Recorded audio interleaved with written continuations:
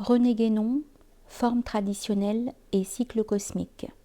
Chapitre 2, compte-rendu Mircea Eliade, le mythe de l'éternel retour, archétype et répétition.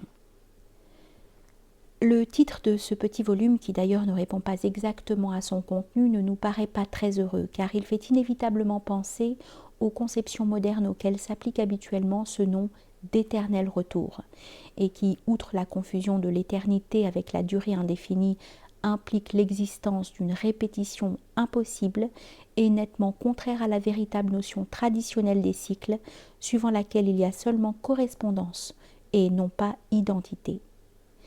Il y a là en somme dans l'ordre macrocosmique une différence comparable à celle qui existe dans l'ordre microcosmique entre l'idée de la réincarnation et celle du passage de l'être à travers les états multiples de la manifestation.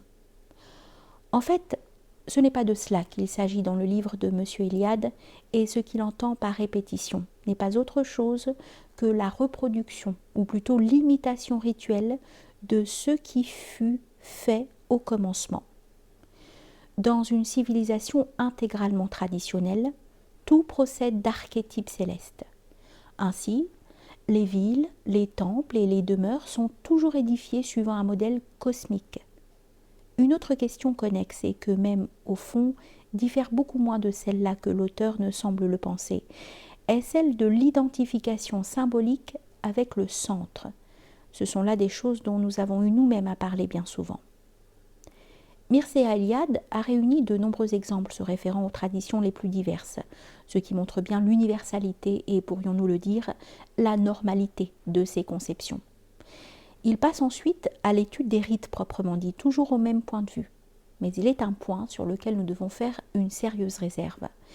Il parle d'archétype des activités profanes, alors que précisément, tant qu'une civilisation garde un caractère intégralement traditionnel, il n'y a pas d'activité profane. Nous croyons comprendre que ce qu'il désigne ainsi, c'est ce qui, devenu profane par suite d'une certaine dégénérescence, ce qui est bien différent, car alors, et par là même, il ne peut plus être question d'archétype, le profane n'étant tel que parce que n'est plus relié à aucun principe transcendant. D'ailleurs, il n'y a certainement rien de profane dans les exemples qu'il donne. Danse rituelle, sacre d'un roi, médecine traditionnelle, etc. Dans la suite, il est plus particulièrement question du cycle annuel et des rites qui y sont liés. Naturellement, en vertu de la correspondance qui existe entre tous les cycles, l'année elle-même peut être prise comme une image réduite des grands cycles de la manifestation universelle. Et c'est ce qui explique notamment que son commencement soit considéré comme ayant un caractère cosmogonique. L'idée d'une régénération du temps que l'auteur fait intervenir ici n'est pas très claire, mais il semble qu'il faille entendre par là l'œuvre divine de conservation du monde manifesté, à laquelle l'action rituelle est une véritable collaboration en vertu des relations qui existent entre l'ordre cosmique et l'ordre humain. Ce qui est regrettable, c'est que pour tout cela, on s'estime obligé de parler de croyance, alors qu'il s'agit de l'application de connaissances très réelles et de sciences traditionnelles qui ont une toute autre valeur que les sciences profanes. Et pourquoi faut-il aussi, par une autre concession aux préjugés modernes, s'excuser d'avoir évité toute interprétation sociologique ou ethnographique, alors que nous ne saurions au contraire trop louer l'auteur de cette abstention, surtout quand nous nous rappelons à quel point d'autres travaux sont gâtés par de semblables interprétations.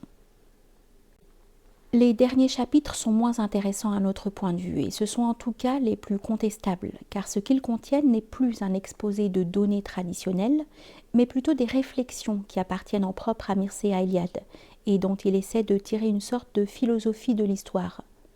Nous ne voyons d'ailleurs pas comment les conceptions cycliques s'opposeraient en quelque façon à l'histoire. Il emploie même l'expression de refus de l'histoire. Et, à vrai dire, celle-ci ne peut au contraire avoir réellement un sens qu'en tant qu'elle exprime le déroulement des événements dans le cours du cycle humain, quoique les historiens profanes ne soient assurément guère capables de s'en rendre compte. Si l'idée de malheur peut en un sens s'attacher à l'existence historique, c'est justement parce que la marche du cycle s'effectue suivant un mouvement descendant. Et faut-il ajouter que les considérations finales sur la terreur de l'histoire nous paraissent vraiment un peu trop inspirées par des préoccupations d'actualité